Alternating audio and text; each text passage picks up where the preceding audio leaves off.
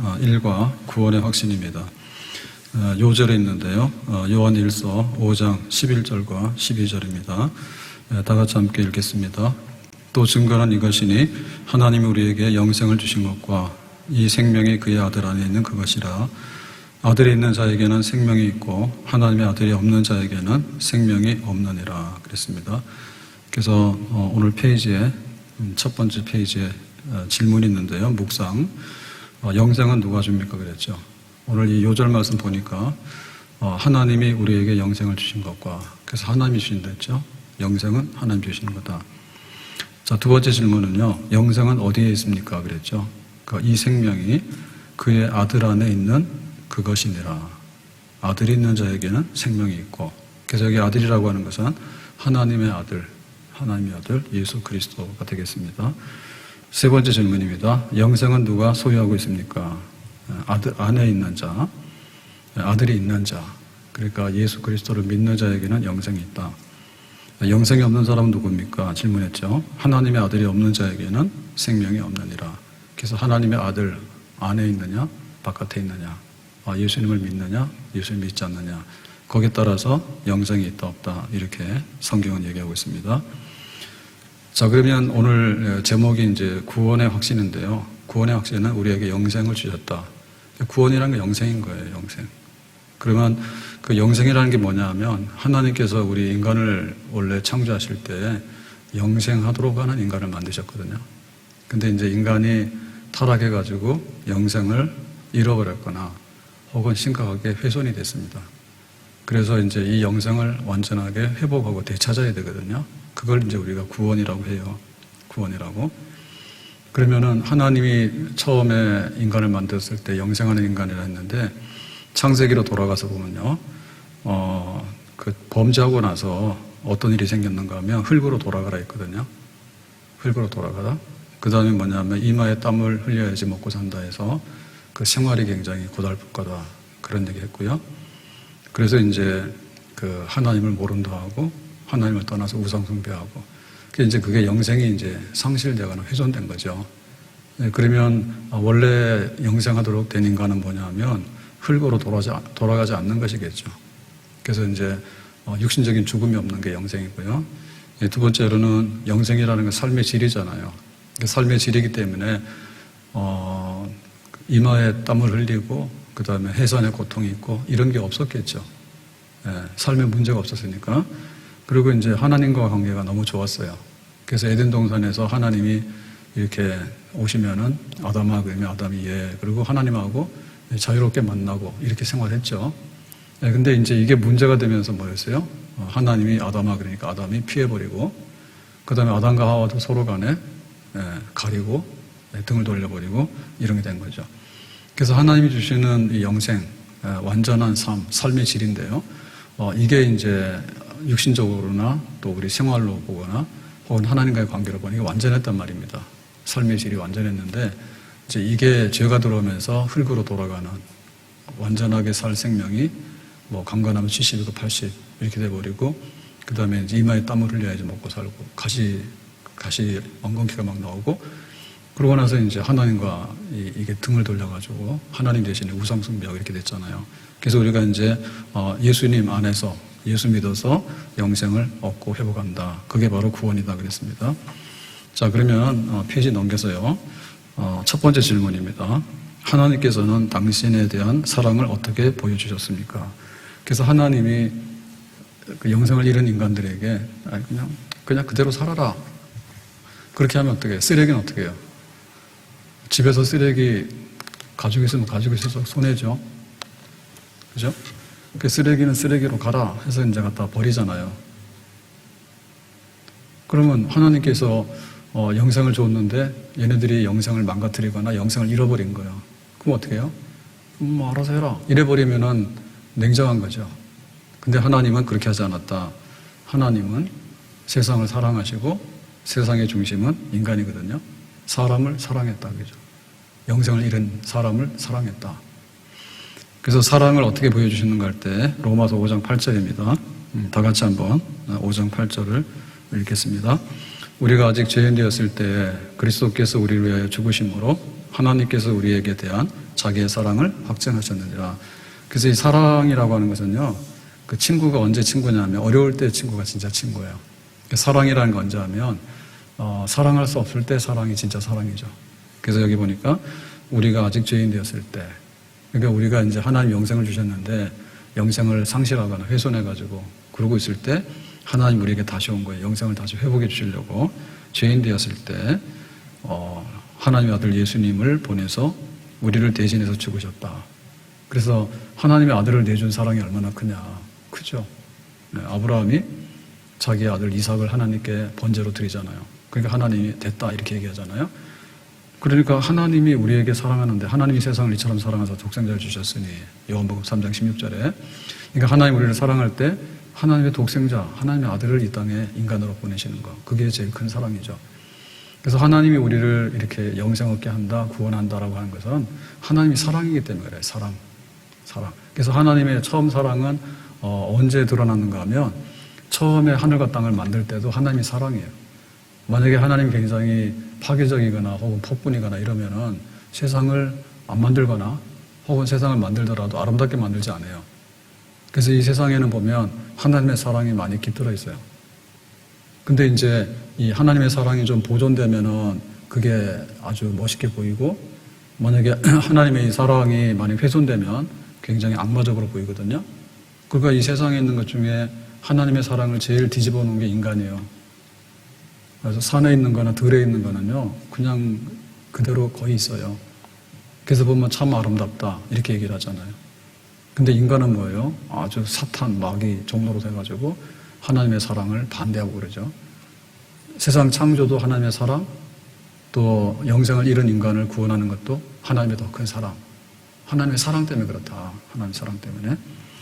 자, 그러면 두 번째 질문은 성경은 왜 기록되었습니까? 라고 하는데 하나님이 사랑하신다 우리를. 그리고 영생 잃은 우리를 영생을 되찾게 해주시기 원한다. 구원하기 원하신다 할 때 그 기록이 어디 있냐면 성경에 있단 말이에요.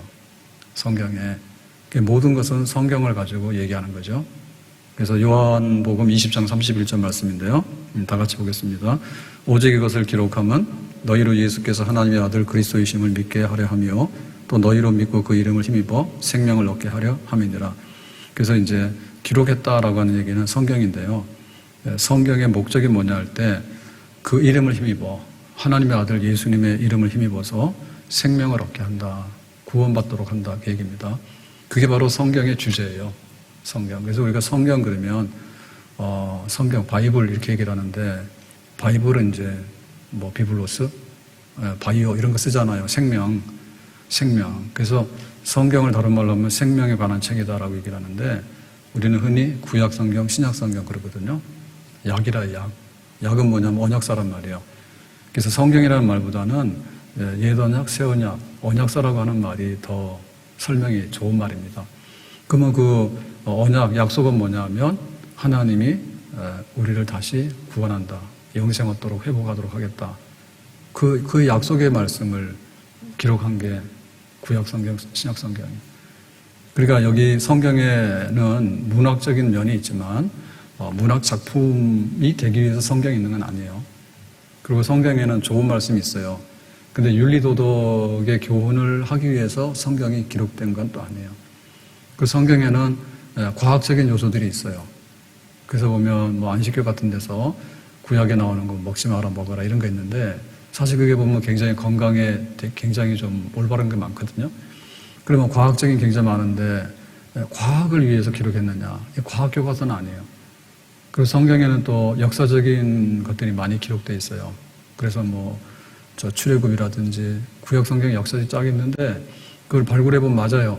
근데 그렇다 하더라도 성경의 주관심은 역사를 기록하는 역사책은 또한 아니에요. 그런 것도 들어있고 교훈적인 것도 들어있고 철학적인 것도 들어있고 문학적인 것도 들어있고 다 들어있지만 하나님이 사랑하신다. 영생을 잃은 인간을 구원하기 위해서 성경에 하나님의 구원이 어떤 원리로 어떻게 이루어지는가를 설명한 것. 그게 이제 성경이죠. 그래서 성경에서 영생 얻는 법, 성경에서 영생에 이르는 길, 그걸 이제 우리가 찾아야 된다. 그런 얘기가 되겠습니다.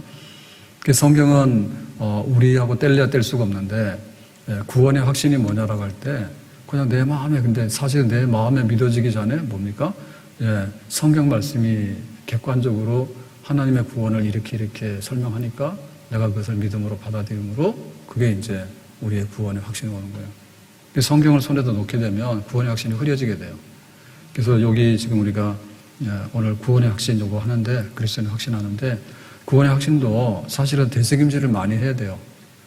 우리가 확신이 있는데 이 확신을 날마다 묵상하고 날마다 하고, 그래서 명상하는 사람들이 뭐합니까? 명상을 하다 보면 그 명상의 수준이 높아져요.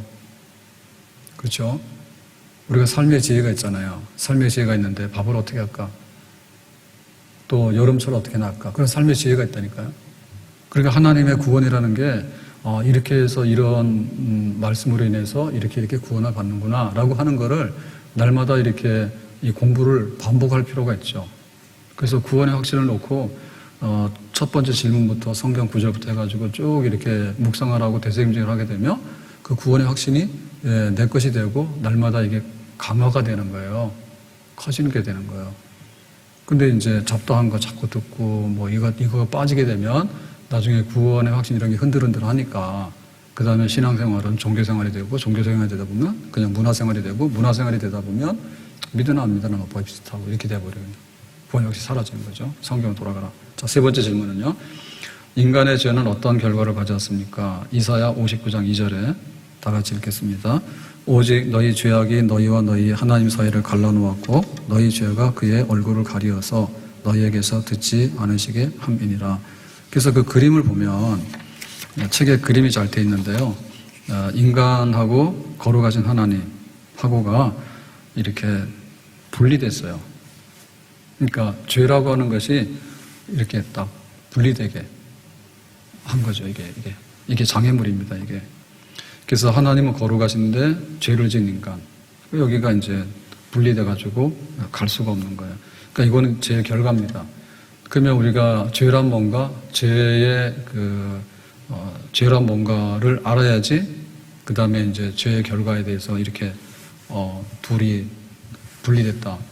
분리됐으니까는 육신의 생명도 잃게 되고, 그 다음에 우리의 삶의 질도 눈물과 고통과 슬픔과 이별 뭐 이렇게 쫙 들어오게 되고, 나중에는 마귀 종돼서 잡혀가가지고 하나님 등지고, 하나님 우상숭배하면서 원수되고 이런 게 온 거거든요. 그 죄란 뭔가라고 할 때, 죄라고 하는 것은요, 인간의 자율주의예요.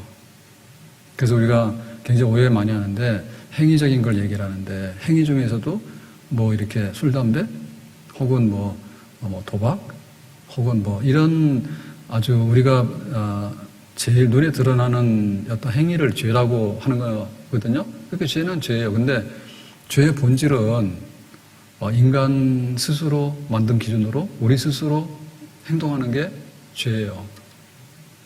죄예요, 그게. 그 인간 자율주의예요, 인간 자율주의.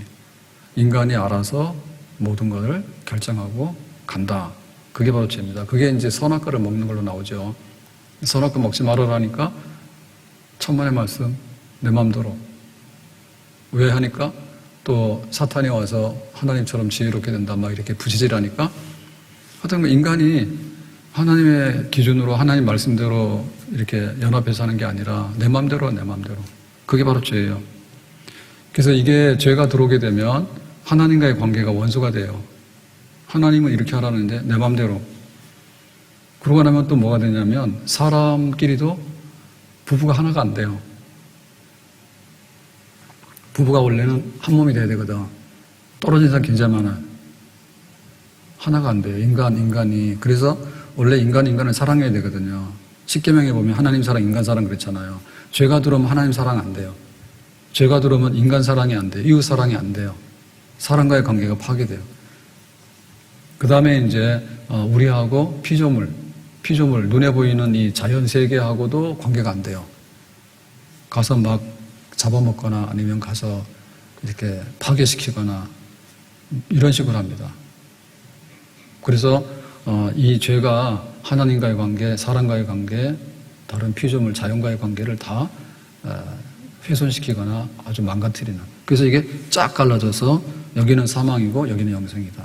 하나님은 영생인데 죄를 짓고 나면 사망하는 데서 그냥 있어서 오도 가도 못하는 이런 데 빠지게 되는 거죠. 그 죄의 결과는 사망이다. 사망이다. 네, 사망에 이르고 있다고 말이죠. 자, 네 번째로요. 하나님께 도달하려는 인간의 노력은 왜 헛됩니까? 그랬습니다. 에베소서 2장 8절입니다. 다 같이 봅니다. 너희는 그 은혜에 의하여 믿음으로 말미암아 구원을 받았으니 이것은 너희에게서 난 것이 아니요 하나님의 선물이라. 9절. 행위에서 난 것이 아니니 이는 누구든지 자랑하지 못하게 함이라 그랬죠. 그래서 사망에 처한 인간은요, 영생에 계시는 하나님과 함께 있었는데 죄 때문에 쫙 갈라졌잖아요. 그러니까는 영생을 향해서 가려고는 해요. 왜냐하면은 우리가 가지고 있는 생명을 유지 보존하려고 하는 생명의 성격이 있거든요. 그러니까는 하나님을 알았고 하나님을 섬겼기 때문에 하나님께로 향하려고 하고, 그 다음에 또 영생을 얻으려고 하고 이런 거를 해요, 인간에게는. 그래서 만약에 인간이 이게 없다 그러면 아예 죽어서 폐기 처분된 거고요. 죄를 범했지만은 하나님께서 한 번에 싹 다 없앤 게 아니라 강건하면 70이고 80이고 일부분에 대해서는 우리의 삶의 부분을 좀 남겨놨잖아요. 그리고 다시 구원하려고 하는 회복의 계획이 있잖아요. 그러니까 인간들은 나름대로 영생하는 하나님께로 가려고 하는 어떤 노력을 해요. 근데 이것이 왜 헛되냐라고 할 때, 앞에서 죄라고 하는 건 뭐였어요? 인간의 자율주의잖아요. 인간 마음대로잖아요. 그죠? 그러니까 인간 마음대로 하다가 이렇게 사고가 났다고. 그러면 사고 수습도 인간 마음대로가 돼요, 안 돼요? 안 되죠. 그래서 하려고는 하는데 부족한 거예요. 네. 왜냐하면 사고 친 인간이 그거를 완전히 복구한다고 하는 것은 안 돼요. 하나님의 기준이 너무 높을 뿐만 아니라 이미 인간에게는 이런 부패성이나 잘못된 것들이 막 발동을 하기 때문에 안 돼요. 그래서 거기서 이제 노력으로 나타나는 게 뭔가 하면 예를 들면 선행이죠. 인간에게는 아직도 그 선에 대한 것이 남아있거든요. 악한 것도 남아있지만 선에 대한 것도 좀 남아있고요. 종교성이 남아있어요. 그래서 하나님을 알고 하나님을 예배하고 이렇게 사는 게 정상인데 그게 이제 죄로 인해가지고 이제 우상숭배하거나 훼손됐잖아요. 그러니까 종교성도 일부 남아있어요. 흔적이. 그 다음에 이제 사람들이 그래도 생각해 보니까 도덕, 인간답게 살려면 뭐 이런 정도 해야 되지 않을까라고 하는 것도 남아있고요. 그래서 여러 가지 측면에서 시도를 하는 거예요. 영생하시는 하나님께로 돌아가서 우리가 영생을 다시 회복할 수 있을까라고 인간이 노력하는 겁니다. 근데 인간 스스로가 죄를 지어가지고 이쪽으로 사망으로 떨어졌기 때문에 여기를 올라간다고 하는 것은 사실상에 불가능해요. 왜? 죄인된 허물된 인간이 그걸 노력한다 하더라도 뭐 50%, 60%, 50%, 100%지 거기에 도달할 수 있는 것은 없다. 이렇게 되겠죠? 이렇게 되겠습니다. 그래서 인간 자율 구원이 있느냐, 이게 굉장히 중요한 겁니다. 그래서 많은 부분 종교나 도덕 이런 뭐 노력들이 있는데 원리는 다 그거예요. 내가 알아서 해결할까? 그건데 죄라고 하는 것이 내 마음대로 한 것이 죄였기 때문에 내가 알아서 해결하는 것은 근본적으로 안 된다. 근데 여기 인간은 착각을 많이 하죠. 그래서 내가 수영을 좀 할 수 있는데 수영장에서 그러면 한강에서 수영해볼까 이런 생각합니다. 그 다음에 이제 한강을 왔다 갔다 하면요, 태평양 가서 한번 횡단해볼까 이런 생각도 해봐요. 근데 그거는 차원이 다른 거예요. 차원이 다른 거예요. 네, 그래서 뭐 내가 수영한다 해가지고 태평양을 건너가고 그런 건 안 됩니다. 바닷속에 들어가면 상황이 생각했던 거랑 전혀 달라요. 그래서 인간의 자율구원은 안 된다. 그래서 참 이거를 깨닫고 느껴야 되는데요. 잘 못 느껴요. 오로 나는 공간 사람이로다. 내가 파산났다라고 하는 것을 딱 인정을 해야 되는데 미련이 남아있어가지고요. 자기 파산을 잘 인정을 안 할래요. 그래서 자꾸 맴도는 거예요. 탕자가 집 나갔죠. 집 나가서 뭐합니까? 다 허랑방탕해서 다 썼잖아요. 근데 즉각적으로 깨달아서 아버지 집에 돌아오느냐면 안 그래요. 부끄럽기도 하고 또 잘난 척하고 나갔으니까 자존심도 있고 또 바깥에 나가서 그래도 아직도 죽진 않았으니까 한번 뭔가 해봐야 되겠고 이런 게 있어가지고 자꾸 그 시간이 가는 거죠. 근데 나중에는 기근이 너무 심하니까 진짜 뭐 이래도 그 들에서 나는 돼지 쥐염 열매 그 야생콩이거든요. 야생콩도 못 얻어먹게 생긴 거예요. 그러니까 이제 죽을 때가 되니까 그때 가서 이제 항복하고 돌아온단 말이에요. 그러니까는 인간이 그래도 뭔가를 해야지라고 하는 그런 미련이 남아가지고요. 하나님 앞에 항복하는 게 쉽지가 않아요. 그러나 결과적으로 볼 때 모든 인간의 자율적인 인간 스스로의 어떤 노력은 허사가 될 뿐만 아니라 그거를 하고 있는 인간조차도 부패성이 있어가지고 된 것 같은데 사실은 안 된 거예요. 그래서 스스로 속는 거죠. 내가 선행을 하면 기준에 도달할까 생각하는데 사실은 조건 없는 선행 잘 안 되거든요. 그리고 우리가 첫 인상이라는 거 있죠. 한 3, 4초 안에 인상이 팍 파악이 되는데 저 사람 우호적이다. 그러면 굉장히 우호적으로 대합니다. 근데 저 사람 좀 아닌 것 같다 싶으면요. 끝까지 아닌 척으로 대합니다. 그렇기 때문에 우리가 무슨 선행한다 하더라도 다 목적이 있어요. 예? 그냥 아무것도 보는 것도 없고 아무것도 없는 데서 본심으로 선행을 하느냐. 그게 잘 안 돼요. 그게 잘 안 돼요. 예, 종교라고 하는 것도 나 살기 위해서 종교다라고 하는 것이 불순한 겁니다. 원래 종교라고 하는 것은요. 섬기는 그 하나님 그분에게 모든 영광을 돌린다. 그것이 모든 종교의 기본이거든요. 근데 그렇게 하면요. 잘 안 돼요. 그래서 사람들이 기복주의를 좋아하는 거예요. 뭐 잘 된다고 복 받는다 하니까요. 큰 몰려드는 거예요. 파리 때 몰려들듯이. 그래서 우상숭배라고 하는 것은 뭐 어마어마하게 흉측한 게 아닙니다. 그냥 나 잘되게 하는 게 우상숭배입니다. 예? 나 잘되게 하는 게 우상숭배. 그래서 우상숭배가 번창해요. 하나님이 이런 분이기 때문에 하나님이 하라는 대로 살아야 돼. 이런 거에 대해서는요. 잘 관심이 없어요.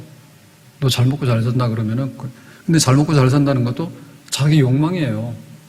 욕망이에요. 그렇기 때문에 종교성이 있다든지 혹은 선행에 대한 거, 도덕적인 어떤 이상이 있다든지 그렇다 하더라도 그 안에는 이미 이 죄로 인해 가서 부패 썩어가지고 그것이 정상적으로 완전에 이룰 수 있는 가망성은 타락한 이후에는 없어요. 타락하기 전에도 못했는데 타락하고 나서 그 회복이 자기 스스로 되는 거 안 된다는 얘기죠. 네, 5번째 질문입니다. 하나님께서는 인간들을 자신에게로 인도하기 위하여 어떤 일을 하셨습니까? 베드로전서 3장 18절입니다. 다 같이요. 그리스도께서도 단번에 죄를 위하여 죽으사 의인으로서 불의한 자를 대신하셨으니 이는 우리를 하나님 앞으로 인도하려 하십니다. 육체로는 죽임을 당하시고 영으로는 살리심을 받으셨으니 그랬습니다. 그래서 하나님께서 얘네들이 뭐 수영해가지고 수영장에서 놀더니 태평양도 건너올라 하네. 참 이렇게 하나님 가짜잖아요. 하는 게 기특하긴 한데 어림도 없잖아요. 그럼 하나님께서 가만 놓고 보면 어때요? 그냥 허우적하다가 다 영생을 회복하기를 원하는 것처럼 보이지만은 영생에 도달할 수 없잖아요. 나 살고 싶어요라고 얘기하자 죽는 사람이 나 살고 싶어요라고 하지만 결국에는 죽는 거 아니에요. 그럴 때 마지막에 하나님이 이거를 건져내느냐? 이게 하나님의 구원입니다. 네, 우리 스스로 구원은 어렵다. 그러면 하나님이 건져내느냐? 이제 그거 문제인데 그렇게 하기 위해서는 하나님께서 뭘 했냐 이거죠. 그래서 오늘 여기 그 말씀에 보니까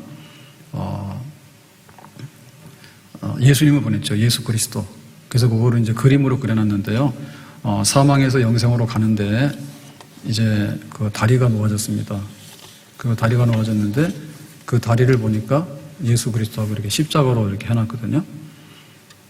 그 요거가 이제 하나님이 우리에게 주시는 예수님의 하나님의 아들, 그것이 이제 나는 길이요 진리요 생명이라고 그래요. 그래서 요 다리로 났으니까 이건 누가 놓은 겁니까? 이 십자가의 다리를 놓은 거는 하나님이 놓은 거예요. 하나님이. 그러니까 인간이 갈라 했는데 안 되니까 하나님께서 이렇게 다리를 놨죠. 이렇게 다리를 놔서 그러면 니들이 여기를 건너와라. 생명의 자리로, 영생의 자리로 와라. 이렇게 한 겁니다. 그러면 여기에 보면은 이제 사람이 이렇게 사망했다가 이제 영생을 가잖아요. 그럼 하나님께서 다리를 놓을 때 누구를 보내야 되겠어요? 천사를 보내면 안 되는 거 아시죠? 이 다리는 사람이 딛고 이렇게 가야 되는 다리입니다. 네, 구원받아야 될 대상은 사람이요. 그러니까 하나님이 우리를 구원할 때 누구를 보내야 할 때 말씀이 육신이 되사 우리 가운데 거하시네 라고 해서 하나님의 아들이 인간으로 이렇게 오시는 성육신 사건이 돼야지 인간의 구원이 이루어지게 됩니다. 누가 일 저질렀어요? 사람이 저질렀죠. 아담 하와가. 그럼 하나님께서 구원할 때 사람을 구원하려니까 사람 중에는 구원받을 만한 사람이 없잖아요. 자력으로. 그러니까 완전한 인간이신 하나님의 아들을 이렇게 보내는 거죠. 하나님의 아들을. 그래서 하나님의 아들이 와서 우리를 이렇게 끌어가지고 이쪽으로 건너가게 하는 거죠. 그래서 이 십자가를 보면 이렇게 가로 세로 이렇게 돼 있는데 하나는 하나님의 공의고 하나는 하나님의 사랑입니다. 하나님의 공의가 만족이 돼야 됩니다. 이게 다리가 놓아지려면 여기에 죄를 지은 인간하고 거룩하신 하나님하고 동기동창이면 안 돼요. 왜냐하면 죄와 거룩은 안 되는 거예요. 사망과 이 생명은 같이 섞일 수가 없어요. 그래서 하나님이 인간을 구원하기 때문에 하나님의 아들이 인간으로 오는 거고, 우리 인간이 죄로 인해서 아까 사망에 이른다 했잖아요. 그러니까 그 사망의 이 모든 것들을 이제 대신해서 갚아줘야 되는 거죠. 그러니까는 인간으로 오신 하나님의 아들이 십자가에서 우리의 죄를 대신해서 죽으시고 피 흘리시고 죽으시고 라는 거죠. 그게 뭐냐면 하나님의 공의죠. 하나님의 공의. 죄를 지으면은 흙으로 돌아가서 사망에 가야 된다라고 했잖아요. 그러니까는 우리들이 계속 가봐야 우리가 못 건져지니까 하나님의 아들이 그 자리로 가는 거잖아요. 하나님의 아들이. 그래서 십자가는 한편에 보면 하나님의 심판의 불꽃입니다. 네, 아버지여 내가 죽겠습니다. 목마릅니다. 어찌하여 나를 버리십니까? 해서 예수님께서 그 고난받으시고 죽으시는 이 과정은 하나님의 막 진노가 번쩍번쩍 이렇게 하나님의 진노가 이제 막 천둥 번개가 치는 그런 거예요. 근데 그거 우리가 다 당하고 있는 거거든요. 개인적으로 보면. 뭐 아파서 죽지, 뭐 병나 죽지, 사고나 죽지, 뭐 굶어 죽지, 늙어서 죽지, 뭐 나중에 숨 못 쉬어서 죽지, 뭐 이렇게 죽잖아요. 그게 뭔가 하면 하나님의 거룩하신 하나님이 죄 지은 인간에게 내려보내는 공의 심판이에요. 잘못됐기 때문에 사망으로 가는 거예요. 그래서 이 공의를 만족을 해야 돼요. 그러니까 하나님의 아들이 오셔서 예수님이 오셔가지고 십자가에서 하나님의 그 죄 지은 인간에 대한 그 벌이죠. 페널티, 벌을 예수님이 다 받으신 거죠. 그래서 하나님의 공의가 만족이 된 거죠.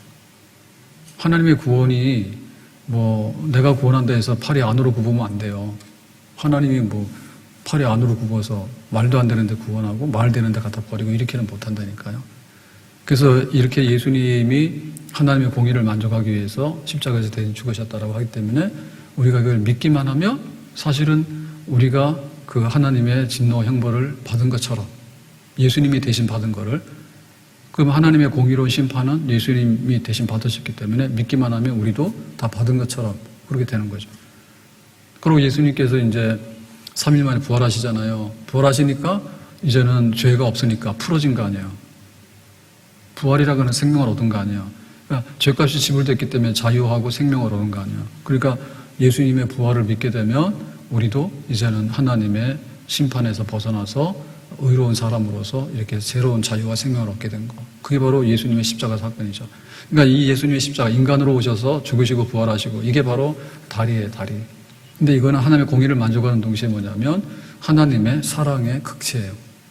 하나님이 우리를 아들을 보내가지고 대신해서 형벌을 받기 위해서 우리의 죄값을 청산한 다음에 하나님이 의롭다 하니까 이제 너희들은 이렇게 믿음으로 이 다리를 건너서 오도록 해라 라고 하는 거죠. 그래서 예수 믿어라고 해서 예수 믿어요라고 하면 하나님의 사랑을 받아들이고 하나님의 공의로운 심판을 예수님께서 대신하셨기 때문에 나는 이제는 심판받을 것이 없는 사람인 것처럼 해서 믿음으로 이쪽 영생의 나라로 옮겨지게 되는 것이죠. 하나님이 우리를 구원하기 위해서 어떤 일을 하셨냐 할 때 하나님의 아들을 보냈다. 그래서 구원은 하나님이 보내신 하나님의 아들 예수 그리스도밖에 없다. 그게 이제 유일 구원입니다. 유일 구원. 하나님께서 이런 구원의 방도, 구원의 길, 이거에 대해서 우리가 받아들이는 것밖에 없는 거죠. 예수님밖에는 우리의 길이요 진리요 생명이 없다는 말이 하나님의 아들을 하나님 보내서 이렇게 구원하는 이거를 했기 때문에 우리가 이거를 구원의 진리로, 유일한 하나밖에 없는 진리로 받아들이는 거예요. 자, 6번 보겠습니다. 6번. 네, 사람은 어떻게 구원의 선물을 받습니까? 요한복음 1장 12절이요. 다 같이요. 영접하는 자, 곧 그 이름을 믿는 자들에게는 하나님의 자녀가 되는 권세를 주셨으니. 그래서 이제 이 구원이라고 하는 것은 영생이잖아요. 잃었던 영생을 회복하는 거잖아요. 그러니까 이 구원은 선물이죠, 선물인데 어떻게 이 선물을 받는가라고 하는 겁니다. 그래서 영접하라. 영접은 뭐냐면 그 이름을 믿는 자들, 하나님이 구원자로 보내신 그리스도, 하나님의 아들 예수 그리스도를 믿는 자들, 영접하는 자, 믿는 자들에게는 하나님의 자녀가 되는 권세를 주셨다 그랬습니다. 그래서 여기 보면은 이제 그 구원의 선물을 받는 거는 수단이 뭐냐라고 할 때 구원은 어떠한 방법으로 구원을 받아요? 라고 얘기를 하면 믿음이라고 하는 것을 가지고서 구원을 받아요. 그게 답이에요. 어떻게 받아요? 라고 하면 믿음으로 받아요. 자, 믿음하고 대비되는 개념이 뭐죠? 믿음이 아니라 행위죠. 행위라고 하는 것은 다 자력구원에 해당하는 거예요. 자력. 내가 뭐를 함으로 인해서, 내가 양심을 지킴으로 인해서, 내가 선행을 함으로 인해서, 내가 어떤 종교적인 어떤 행위를 함으로 인해서, 내가 어떤 율법을 지킴으로 인해서라고 하는 행위. 그 행위하고 대비되는 게 뭐냐면 믿음이에요. 믿음. 신뢰예요, 신뢰. 그러니까 신뢰 속에는 내 행위가 하나도 안 들어가요. 누구의 행위가 들어가죠? 하나님의 아들 예수님께서 인간으로 오셔서 우리의 죄를 가져가서 덮어쓰고 그 다음에 양이 목을 치면 피를 흘리고 죽듯이 지성죄를 지고 가는 어린 양으로서 피를 쏟아서 죄값을 지불하신 거를 믿어서 내가 그 행위를, 예수님의 행위를 내가 믿음으로 이렇게 가져오는 거죠. 그러니까 행위는 예수님이 하신 것이고 그것이 나의 행위가 되도록 하려면은 그거는 믿음으로 내가 그거를 가져오는 거예요. 그래서 영접이라고 하는 것은 믿음으로 받아들이는 걸 의미하는 거예요. 그러니까 여기에 네가 59점이니 60점이니 이런 거를 개입할 이유가 없는 거예요. 개입할 이유가 없는 거예요. 그래서 자기 의의가 아니라 예수님의 십자가의 의의를 받아들이면 되는 거예요. 그래서 바울도 한때는 그걸 못했죠. 자기 율법의 의의, 행위를 의지하고 살았잖아요, 유대교에서. 근데 나중에 보니까 깨달았잖아요, 그죠? 오라 나는 공부한 사람이로다. 그래서 나는 먼지 청소해서 나는 깨끗한 줄 알았더니, 먼지가 다시 내려왔네. 그걸 자기가 깨닫잖아요, 그죠? 그래서 우리가 볼 때, 이게 해결이 됐다라고 생각했는데, 그거를 쪼개서 10개로 쪼개고, 100개로 쪼개고, 10,000개로 쪼개버리면요, 문제는 여전히 그 안에 들어있는 거예요. 그래서, 이 행위라는 것은 안 된다라고 그 자기 파산, 나의 행위, 나의 공로, 이거로는 안 된다라고 하고, 그러면은 완벽한 행위를 해서 하나님의 거룩함과 의의를 완벽하게 만족시킨 거는 죄 없으신 하나님의 아들이 죄값을 대신한 것밖에 없다. 십자가의 의의를 내가 이렇게 믿음으로 받아보는 거죠. 내 의의는 내려놓고 십자가의 의의를 나는 내 의입니다라고 믿음으로 이렇게 수용하는 거죠. 그게 바로 영접이죠. 그래서 영접이라고 하는 것은 세리 창기 할 거 없고 가난뱅이 할 거 없고 그냥 그 예수님의 십자가에서 의롭게 하심, 십자가 대속의 죽음, 그거를 그냥 내가 믿음으로 받아들여서 나는 하나님 앞에 믿음의 의의를 얻기를 원해요. 그렇게 하면 되는 거예요. 그러니까 어떻게 구원받아 그럴 때 믿음으로 구원받아라고 하는 것은 철저하게 우리의 어떤 행위 이거를 내려놓고 믿음으로 받는다. 그게 맞는 거고. 그러면 이 믿음으로라고 하는 이 수단은 성격이 뭐냐, 성격이 뭐냐 할 때 이거는 선물이다, 선물. 믿음이라고 하는 것은 내 공로가 아니에요. 믿음이라고 해서 내 공로가 아니고 선물이다라고 은혜다. 예. 수단은 믿음으로 구원을 받고 믿음으로 구원받은 이 수단은 하나님이 선물로 주신, 선물은 뭐냐면 돈 주고 사는 게 아니라 너 그냥 가져라고 해서 아무런 근거가 없는데 나에게 혜택을 주는 게 선물이죠. 그 선물이에요. 그래서 그 믿음이라고 하는 것은 수단인 동시에 성격상으로 보면 하나의 그 선물, 공짜로 얻은 거다. 그러니까 공로는 여기에 하나도 개입이 안 되는 거예요. 그러니까 내 행위가 개입되거나 내 공로가 개입되는 게 아니라죠. 내 공로. 그러니까는 내가 이만큼 믿음이 있어. 그러니까 나는 구원받았지라고 자랑할 게 없는 거죠. 왜냐하면 내가 이 믿음을 갖게 된 것도 내가 선물을 받아들인 것이지 내가 자랑할 만한 것도 못 되는 거죠. 선물 받은 사람 자랑하는 거는 진짜 좀 모자라서 그래. 선물이잖아요. 내가 일하고 받은 게 아니잖아요. 일하고 받은 게 아니잖아요. 어떻게 구원을 받습니까? 믿음이라고 하는 수단으로, 행위가 아닌 믿음이라고 하는 수단으로 구원받아요. 근데 이 믿음으로 구원받은 이것은 뭐예요? 라고 할 때 이거는 은혜고 선물이에요. 내가 자랑할 것이 아무것도 없어요. 나 잘나서 그런 게 아니에요. 라고. 그래서 바울이 나중에 나이나 된 것은 오직 하나님의 은혜입니다라고 하는 얘기가 하나님의 선물입니다. 그죠? 왜냐하면 자기는 예수님 해코지만 했잖아요. 믿는 사람 잡으러 가고 그래 해코지만 했잖아요. 근데 나중 가서 이렇게 보니까 내가 뭔가를 이렇게 잘나서 그런 게 아니라 참 이게 뜻밖의 너무 선물을 크게 받았네. 주인의 계수인데 선물주도 그렇잖아요. 선물주에 주인 주는 마음대로지 뭐 내가 잘나서 큰 선물 받는 건 아니잖아요. 그런 선물이다. 그래서 나 같은 죄인 살리신 주 은혜 놀라와. 내가 가진 건 없는데 믿음으로 또 내가 받을 만한 자격도 없는데 나에게 이런 엄청난 선물을 주셨네. 그것이 바로 구원이 어떻게 이루어지냐라고 할 때 수단과 성격 이 두 가지를 이렇게 구분해 가지고 받아들이면 그게 바로 구원에 이르는 길이다 이 말입니다. 자, 7번 가서 질문 보겠습니다. 7번 요한복음 5장 24절에 듣고 믿음으로 얻는 세 가지 결과가 무엇입니까? 라고 질문했어요. 그래서 현재, 미래, 과거 이렇게 되어 있는데 자, 요한복음 5장 24절 보겠습니다. 내가 진실로 진실로 너에게 이르노니 내 말을 듣고 또 나 보내신 이를 믿는 자는 영생을 얻었고 지금 현재 영생을 가지고 있단 말입니다.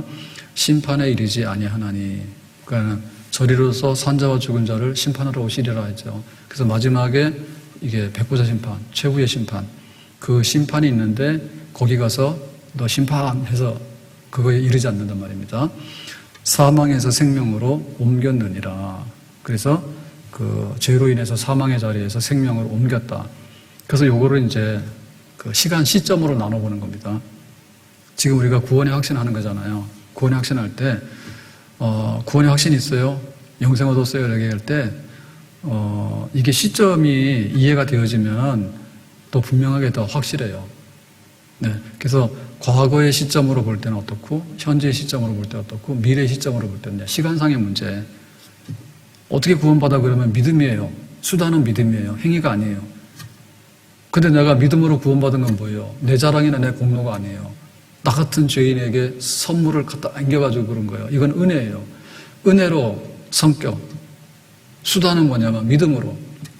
그러면 시간상으로 설명해봐라 라고 얘기하면 시간상에 설명을 하는데 사망에서 생명으로 옮겨진 것은 이미 옮겨졌고 현재도 나는 지금 현재에 있어서 이렇게 영생을 가지고 있고 그리고 미래에 있어서는 백보자 심판 마지막에 최후의 심판이 있는데 거기 가서 너 심판이야 너 구원 못 받아 이런 일이 없다 얘기죠.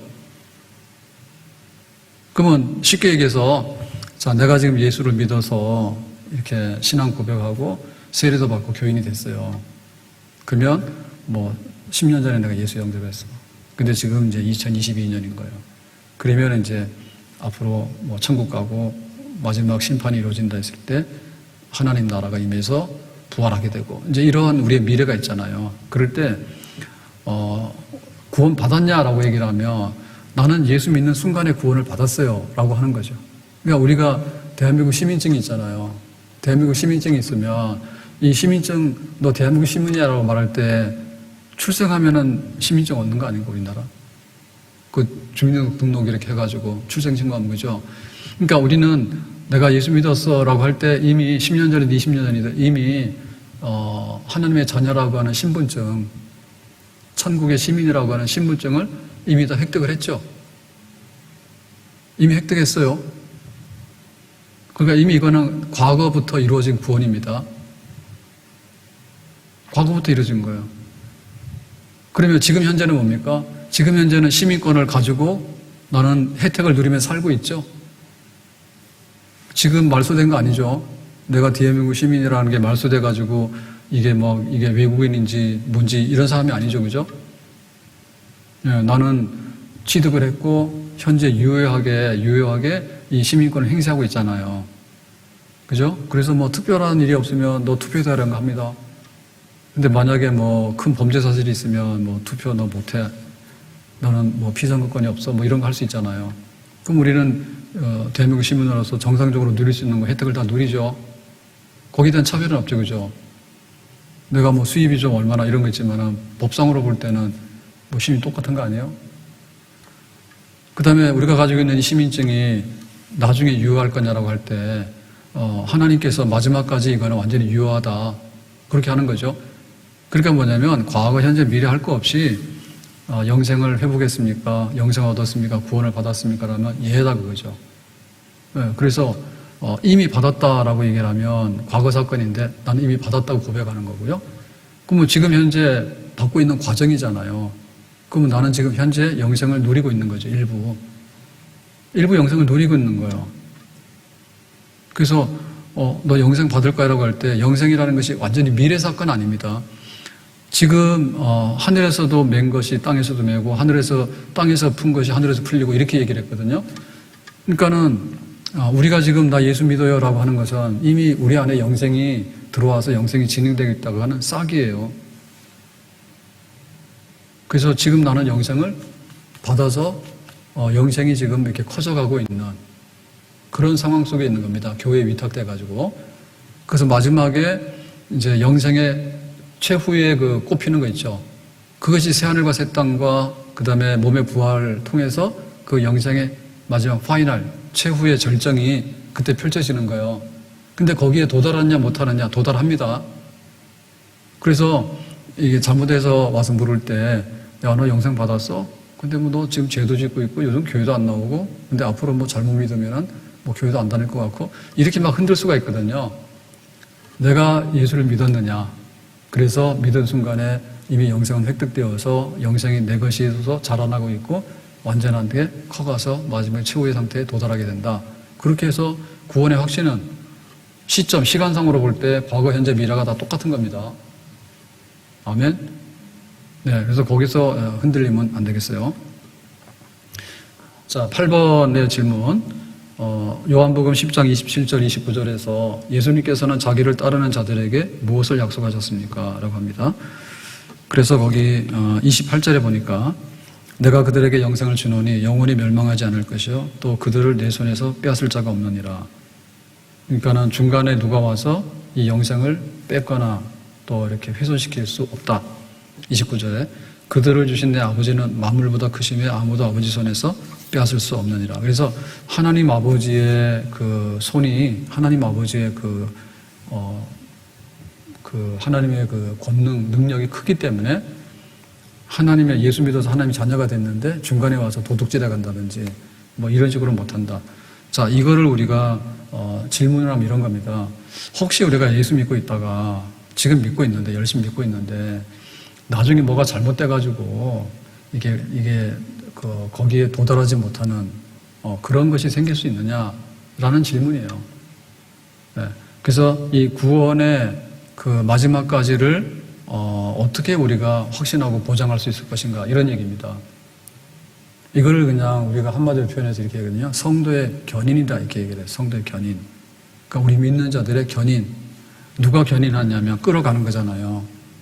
하나님께서 우리를 책임지고 구원의 마지막까지를 끌어가신다. 중간에 누가 훼손하지 못한다. 그러면 중간에 와서 우리가 약간 흔들리는 경우도 있어요. 그래서 이런 비유를 했거든요. 내가 배를 타고 바다를 가고 있어요. 근데 이렇게 바람이 불거나 혹은 내가 잠깐 실수해가지고 그 배 안에서 구를 수도 있잖아요. 넘어질 수도 있잖아요. 그러면 어떻게 돼요? 그냥 일어나면 되죠. 네. 내가 배 바깥으로 던져진 거 아니잖아요. 그래서 바다에 빠져 죽은 거 아니잖아요. 그러니까 우리가 이렇게 있다 보면 교회에 위탁이 됐는데 어떨 때 보면은 시험 들면 교회도 안 나올 때도 있고요. 네, 뭐 여러 가지 경우가 생길 수 있어요. 근데 끝내 하나님의 자녀라고 해서 성령으로 거듭나서 믿음으로 하나님의 은혜로 이렇게 영생이 시작된 그 믿음의 사람이 일시적인 타락이나 혹은 신앙의 부침은 있죠. 신앙의 부침은 있지만 얘가 다시 마귀의 자녀로 돌아가고 얘가 다시 지옥 백성으로 돌아가서 하나님은 그렇게 구원하려 했는데 하나님 힘이 모자라서 하나님 힘이 모자라가지고 중간에 어쩔 수 없이 포기해서 떨어뜨려가지고 구원이 안 되는 그런 실패가 있을 수 있겠느냐라는 거예요. 그럴 수 없다는 거죠. 왜냐하면 인간의 자력구원은 이런 일이 비일비재합니다. 인간의 자력구원은 내가 잘 나갈 때는 2배로 빨리 가다가 내가 못 날 때는 뭐예요? 후진도 하다가 막 그럴 거 아니에요. 우리가 만약에 구원을 좌우한다 하면 그죠? 근데 하나님께서 우리의 구원을 이렇게 우리 구원의 순서로 보면 예정이죠, 예정.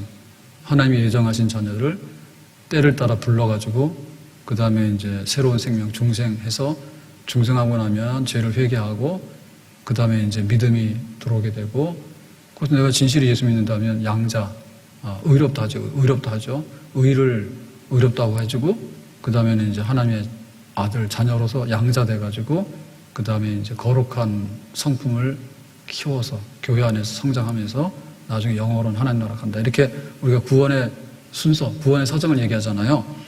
그럴 때 이 모든 구원의 주도권은 어디 있냐면 하나님의 손에 있는 거예요. 네, 하나님께서 예정하신 자녀를 불러가지고 거듭나게 해서 믿음을 줘가지고 믿음이 커가면서 그 중간에 그 야곱이 이렇게 엎어지기도 하고 때로는 좀 넘어지기도 하고 이런 일이 있을 수 있겠죠. 그러나 끝내 이 구원의 보장은 어디 있냐? 하나님의 손 안에 있다. 그겁니다. 그래서 우리가 이렇게 교회를 다닐 때 이제 이런 성경 공부를 하고 또 장로교 그러면 또 장로교에 우리 신조 신앙 고백이 있고 해요. 근데 사실 알고 보면 좀 차이들이 있습니다. 차이들이 있어가지고 장로교 같은 경우에는 오순절 교회처럼 그렇게 막 성령 은사 이런 거 많이 말을 안 해요, 잘. 그리고 또 그 인간의 어떤 그 신앙의 그 열정이라든지 이런 거를 또 많이 말하는 것보다도 장로교에서는 주로 뭘 많이 말하는가 하면 하나님의 주권, 하나님이 중심이 돼가지고 어떻게 우리를 구원하셔서 이끌어 가시는가. 그러니까 하나님께서 하신 일에 더 많은 부분 의지와 신뢰를 한다. 그런 것들이 이제 우리 장로교의 신앙의 고백의 기본으로 이렇게 깔려 있거든요. 그래서 이 구원의 마지막까지가 보장이 되느냐라고 하는 문제는 사실은 인간의 어떤 것보다도 하나님이 끝까지 붙드신다. 그 믿음이 중요한 거예요. 성도의 견인. 아무도 뺏을 수 없다라고 하는 그 믿음이 중요한 거죠. 우리가 열심 내가지고 조금 열심 냈는데 나중 가서 버리고 간다. 이거보다는 내가 열심히 했다가 내가 식어지면 네가 책임져라. 이거보다는 하나님이 우리를 택해서 끝까지 뺏을 수 없도록 하나님의 품 안에 두시고 간다. 책임지신다. 그런 믿음. 그게 바로 우리의 구원의 확신이 되겠죠. 그래서 우리의 확신이라는 것도 하나님의 주권에 대한 확신이 있어야 됩니다. 하나님이 나를 택해서 끝까지 구원에 이끌으신다라고 하는 그 믿음이 중요한 거다. 그 끝까지 이끌어가는 구원의 확신이 중요한 거다. 자, 9번 질문입니다. 어떤 사람이 그리스도인이 되면 무슨 변화가 일어납니까? 그래서 고린도후서 5장 17절 성경 보면 그런즉 누구든지 그리스도 안에 있으면 새로운 피조물이라 이전 것은 지나갔으니 보라 새 것이 되었도다 그랬죠. 그래서 무슨 변화가 되냐 할 때 새로운 피조물이라고 했어요. 그래서 새로운 피조물이 뭐냐? 새로운 피조물이라는 것은 새 사람이라는 얘기인데 새 사람. 새 사람이라는 것은 우리가 이렇게 중생이냐 거듭났냐라고 묻잖아요. 그럴 때 사실은 이 거듭났습니까? 중생했습니까? 라고 하는 말을 두 가지로 쓴다거든요. 하나는 뭐냐면 그야말로 이렇게 법정적으로 거듭난 거. 예를 들면은 재판에서 야 너는 죄가 없대. 그러니까 가. 아니면 너는 이제 그 죄에 대한 벌을 받았으니까 이제 가 석방이야. 라고 하잖아요. 그러면 너 집에 가라고 얘기를 하면 감옥에 있을 게 못 돼. 집에 가라고 얘기하면 그거는 법상의 문제예요. 법상의 문제예요. 근데 그 사람이 자유를 얻었어요. 자유를 얻어서 바깥에 나가지고 어떻게 사는가라고 하는 것은 생활의 문제예요. 그래서 우리는 먼저 법적인 의의를 얻어야 되죠. 그 다음에 뭐예요? 생활의 의의를 얻어야 되잖아요. 그러니까 새로운 피조물인데 내가 예수 믿고 새로워졌다라고 할 때 어떻게 새로워졌지? 뭐 얼굴도 달라진 것도 없고. 그런데 하나님의 법정에서는 달라진 거라니까요.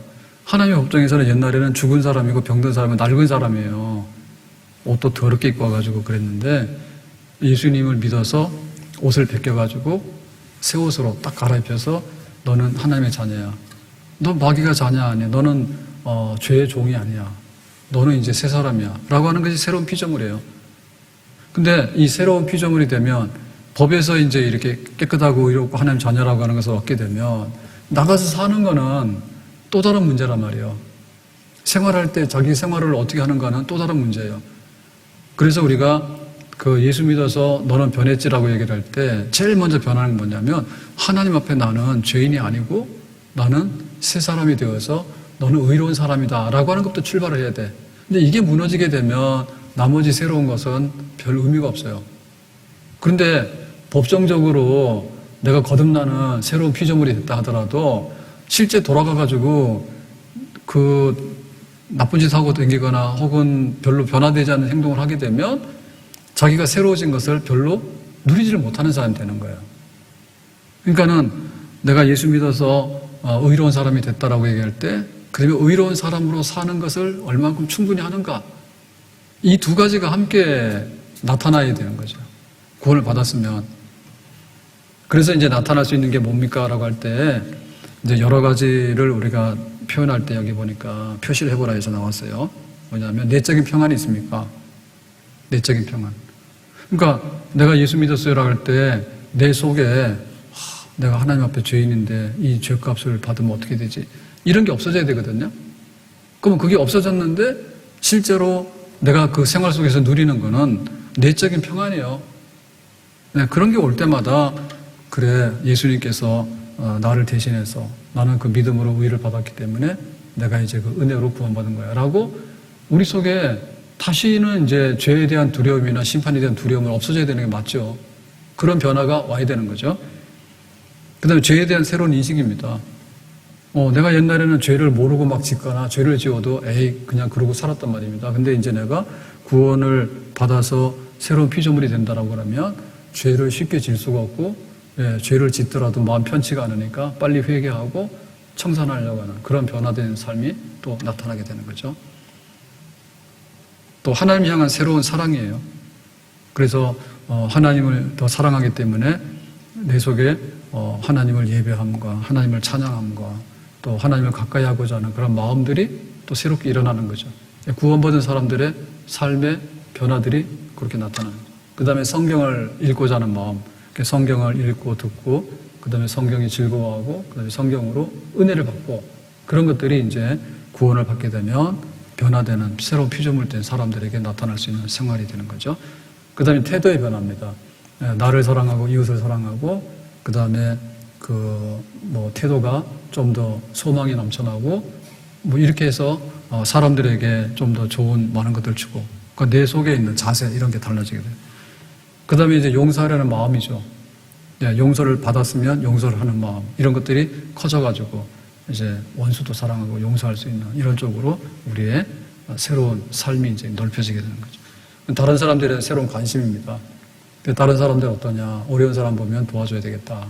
내가 좀 더 함께 해줘야 되겠다. 이런 게 생긴 거죠.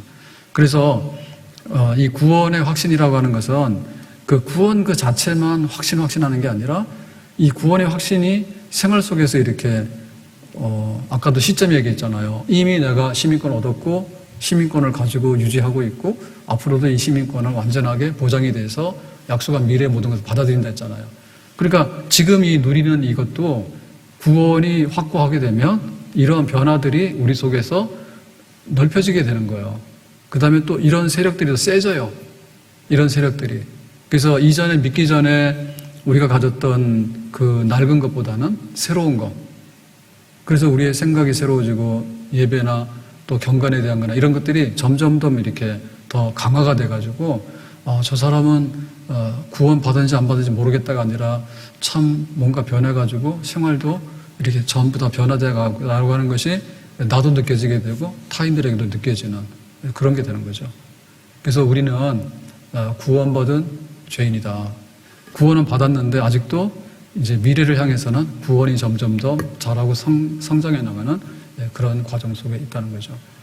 그래서 오늘 첫 번째 모든 것은 뭐냐면 구원 받았느냐, 그 얘기는 잃어버렸던 영생을 찾느냐라는 얘기인데 하나님과 나의 관계, 나와 이웃의 관계, 나와 주변의 피조물의 관계, 이 모든 것들이 인간의 노력이나 자력 구원이 아니라 하나님의 아들이 십자가에서 하나님 편으로 갈 수 있는 길을 열어주신 그 십자가의 의, 내 의가 아니라 그것을 믿음으로, 그것은 은혜로, 선물로 그렇게 받았다. 그래서 이것은 진실로 거듭난 사람에게 있어서 누군가 훼손하거나 중간에 망가뜨림이 없는 거다. 그리고 그것이 내 하나님의 법정에서만 이루어진 사건이 아니라 내가 인식하고 내가 느끼고 내 생활 속에서도 이 하나님의 구원이 점점 더 커가고 또 이렇게 영역이 넓어지게 되고 그리고 만족도가 높아지게 되고 라고 하는 것이 구원을 받았기 때문에 구원의 완성도가 높아지는 것이 이루어지고 그것이 우리 안에서 이루어지는 교회 안에서 이렇게 성화, 하나님의 자녀답게 구원을 풍성하게 이렇게 갖고 나가는 생활이 교회 안에서 지금 이루어지게 있는 거죠. 요 구원에 대한 요거부터 시작해서 이것이 튼튼하게 되면 그 다음에 나머지 모든 것들이 좀 더 건강하고 온전하게 펼쳐진다 이렇게 되어 있습니다.